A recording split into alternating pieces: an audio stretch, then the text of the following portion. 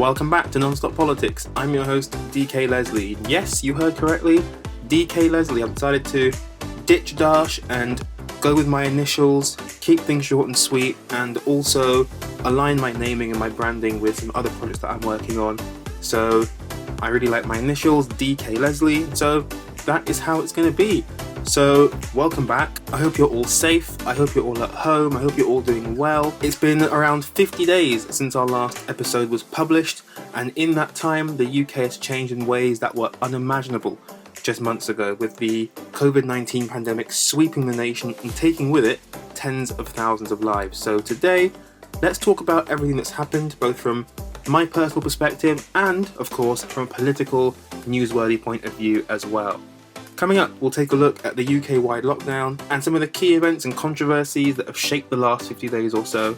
Plus, we'll also shine a light on some of the good being done to help our essential workers in their battle against the virus. But first, let me give you an update on how coronavirus has disrupted the global atmosphere. The virus, of course, has taken its toll all over the world, with millions and millions of people being infected, many ending up in hospital requiring critical care, whilst unfortunately some have also been unable to recover. So let's go through, first of all, the worldwide figures before we'll zoom in specifically onto the United Kingdom. So all of this information is via Johns Hopkins University and is accurate as of the 5th of May 2020. We've had over 3.5 million cases confirmed worldwide, with nearly 250,000 people dying from the virus globally. Now, the UK has around 192,000 cases as of the 5th of May, the second highest death toll in the world, the highest in Europe, with 32,000 deaths just confirmed this afternoon as I'm recording. My thoughts are, of course, with the families of those that have passed away. May all of their memories be a blessing. Now, as well as taking a toll on people's lives, the other thing COVID has done is to disrupt the economy. And according to the BBC, the Dow Jones and the FTSE have seen their biggest quarterly drops in Q1 since 1987, with Work and Pension Secretary Therese Coffey saying that as of the 4th of May, almost 2 million people had applied for universal credit, and the Chancellor, Rishi Sunak, has had to outline several schemes over the last couple of months to ensure that businesses can support their employees and that most people that are self-employed can also be paid a wage during this crisis. And that's largely been successful. Some folks have been left behind, people that earn more than £50,000 in profit have been left behind, but overall, on the economic side, the government is seen to have largely run a successful operation there. Rishi Sunak has done a very, very good job on that front.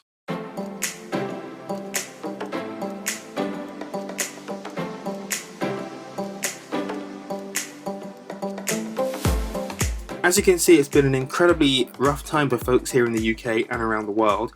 And so I'm going to talk briefly about this whole pandemic from personal perspective. Now, thankfully, neither myself or anyone in my immediate family has contracted coronavirus, but certainly the last month and a half or so has been pretty intense, and we've never seen anything like it before.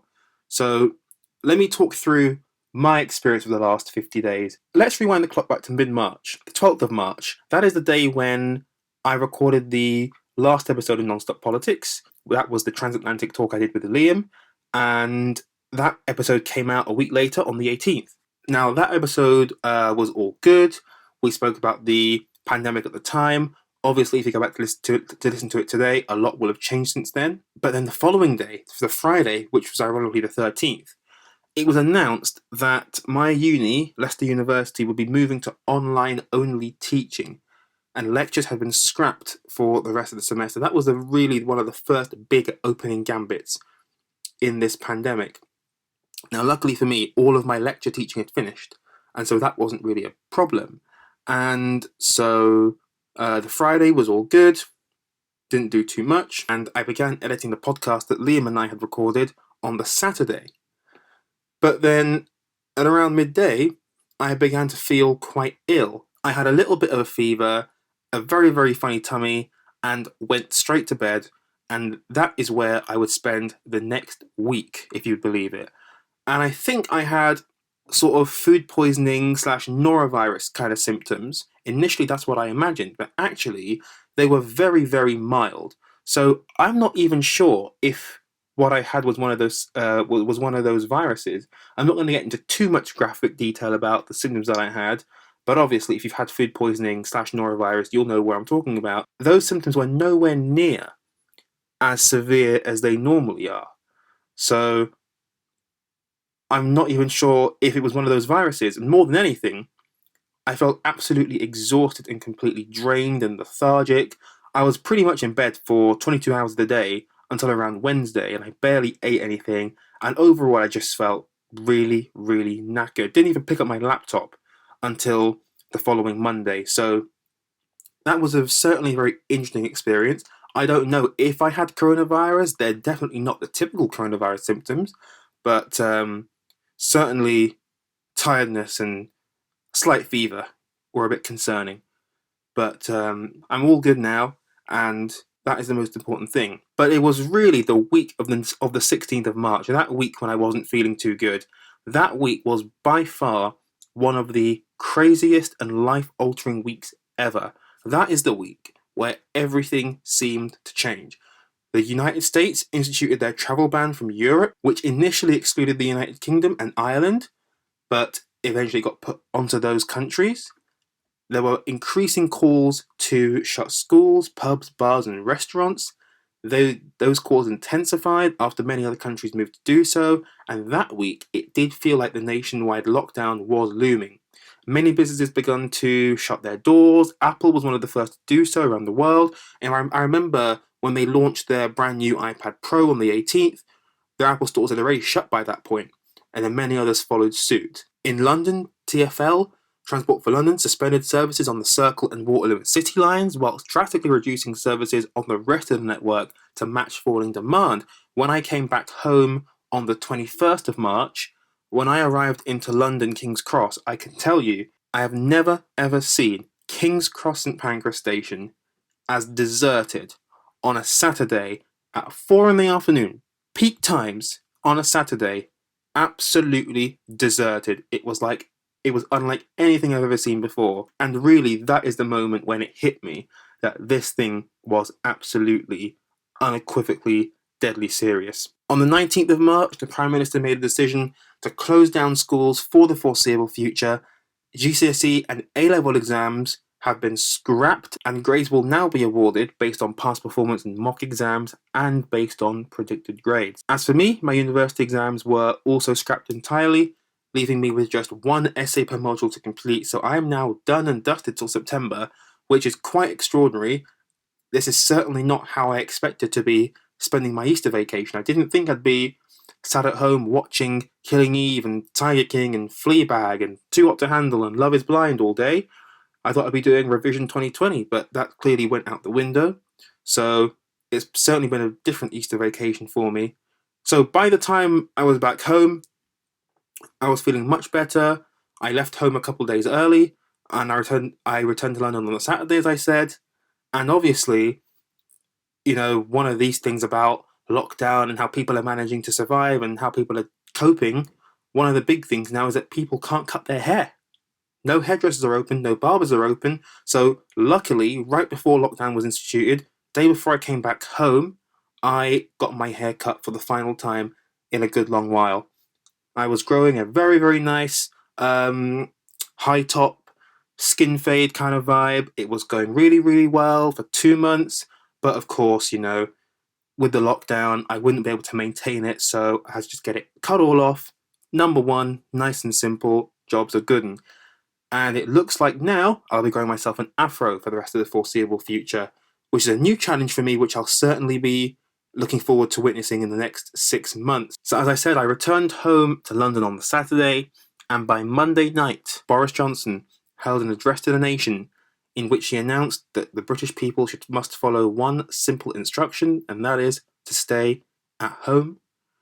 The UK will be entering lockdown, and this will be reviewed every 3 weeks. By the way, important to note that that address was watched by 27 million people live on television. All of the major news channels broadcasted it. BBC One, ITV, Sky, Channel 4, Channel 5, all broadcasted this message from the Prime Minister. 27 million people watched. And clearly, as has been shown in the data, British people are taking it seriously. And this point here about the lockdown is very, very significant.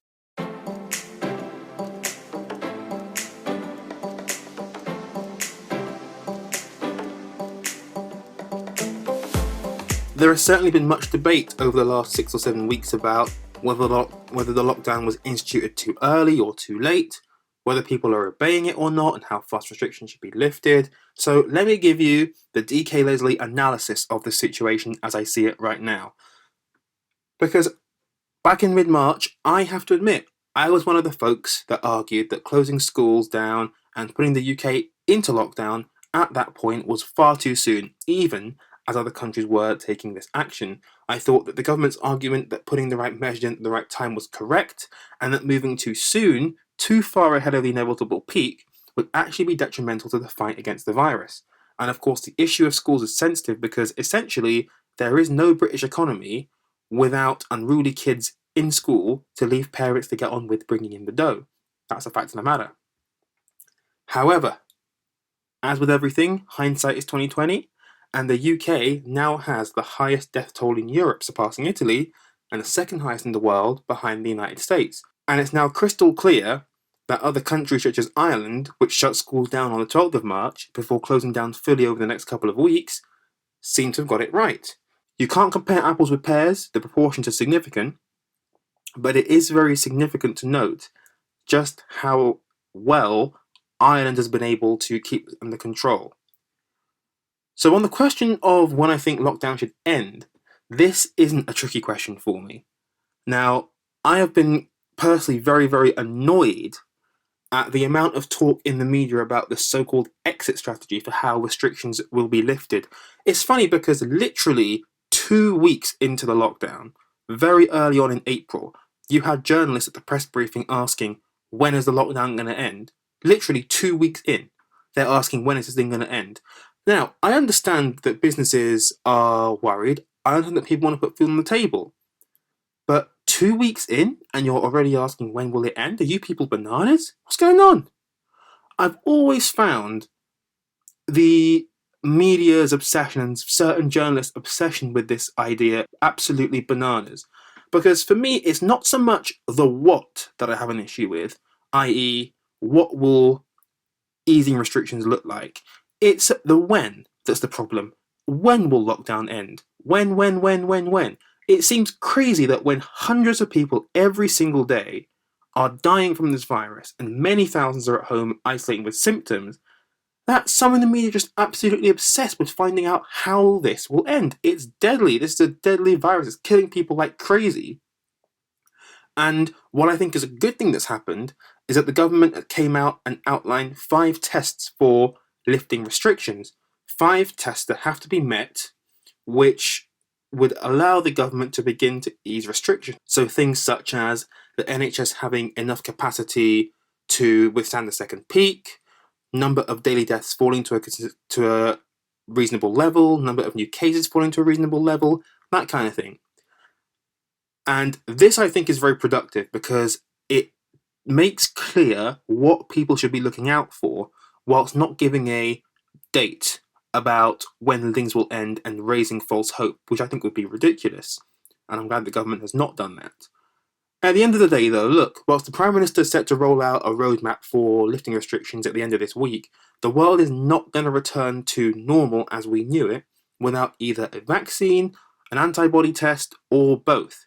And until that time, social distancing measures are absolutely here to stay, regardless of the level on which the UK is in lockdown. Michael Gove even said so as much at last Sunday's press briefing. But do bear in mind the false choice that's being laid out by some on the right, that somehow this dilemma is a choice between saving lives and the economy, and that we have to open up now. Otherwise, the economy is going to crumble and blah, blah, blah.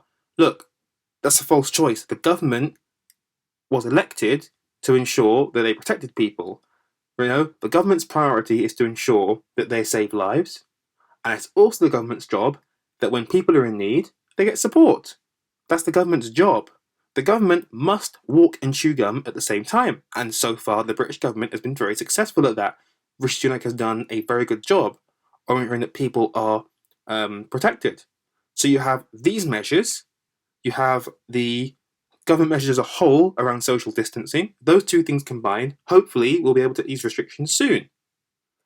But to say simply that we must lift lockdown now, otherwise our business will crumble, no, you're putting more lives at risk. It's the government's job to provide when people are unable to make money themselves.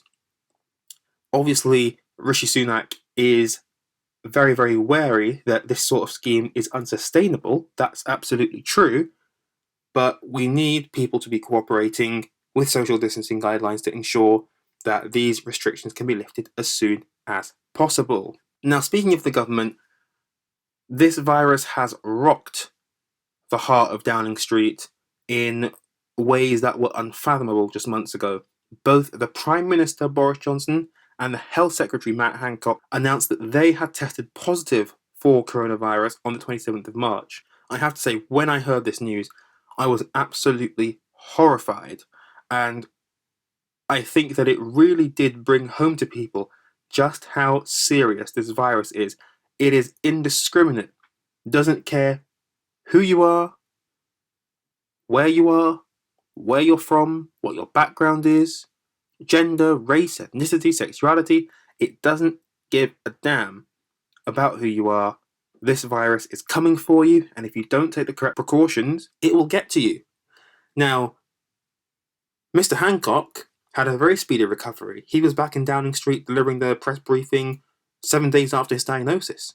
The Prime Minister, on the other hand, had a very different experience. He was taken to hospital. The government said it was as a precautionary measure, but then he got placed in intensive care. He was there for 3 days or so, and he came very, very, very close to passing away. In fact, he gave an interview in one of the Sunday papers last week explaining just how close to death he was, noting that doctors had made preparations for a worst-case scenario. And it just goes to show how horrifying this was.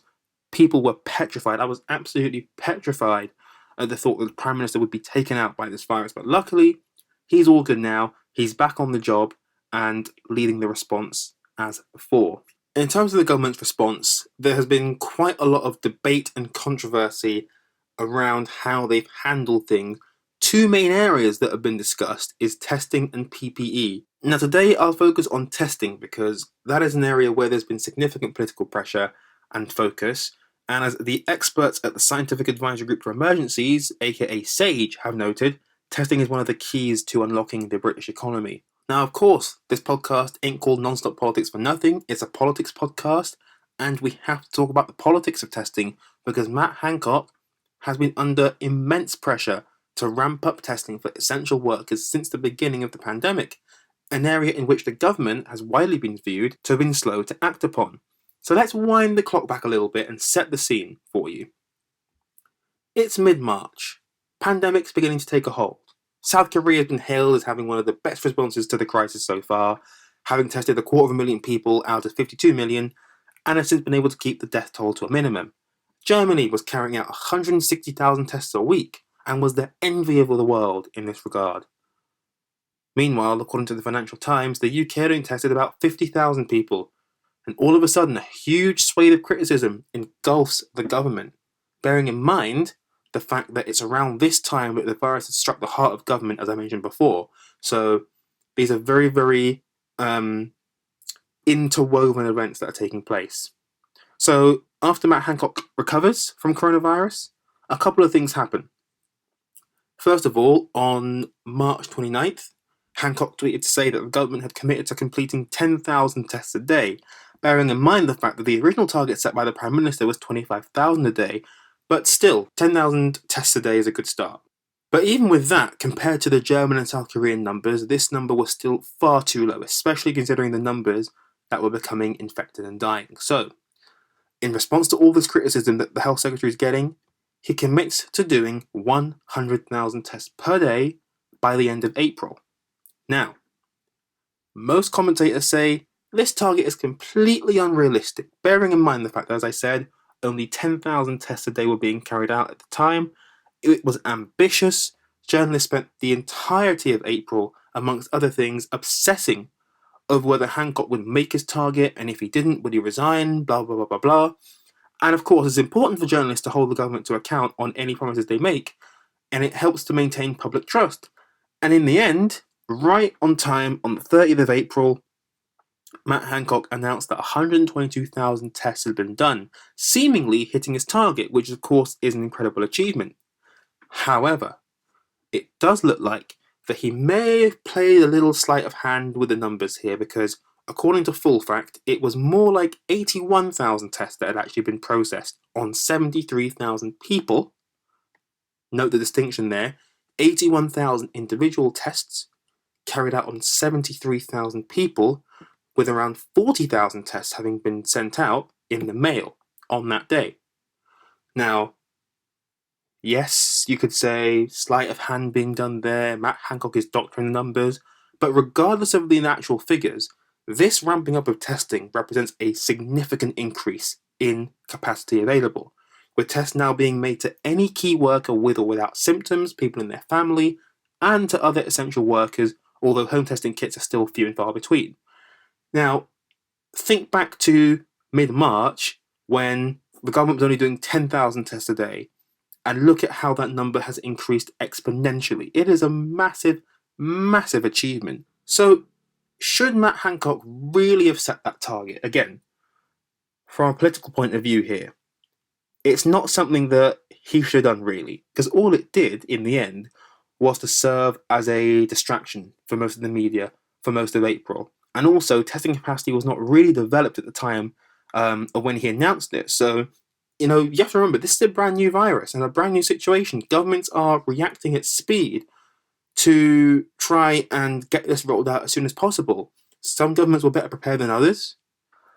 But was it sensible for Hancock to scale up testing when it was in its infancy? That's something that will have to be debated over time.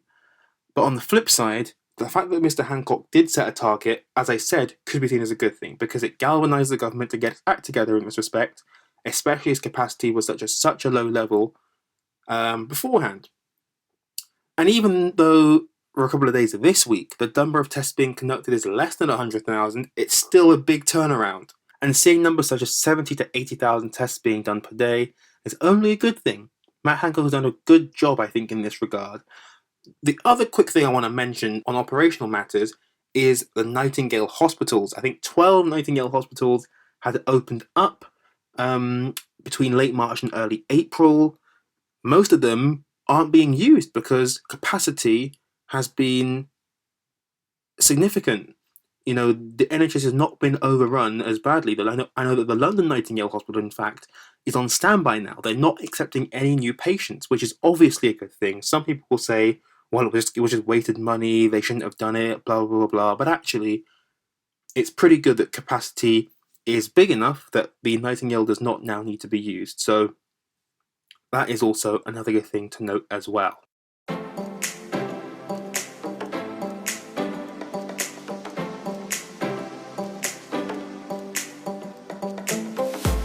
So let's end the episode on a positive note here by talking about just a snapshot of some of the amazing work being done to support essential workers in the fight against the virus. We have to mention Captain Tom Moore. Now, Colonel Tom Moore, he has raised almost £33 million for NHS charities, all by walking 100 laps in his garden ahead of his 100th birthday on the 30th of April. I'm sure you've heard about his amazing efforts, and he has absolutely gone viral. Incredible hero. £33 million. Isn't that just absolutely fantastic? Nationally and internationally, there have been some big charity events too.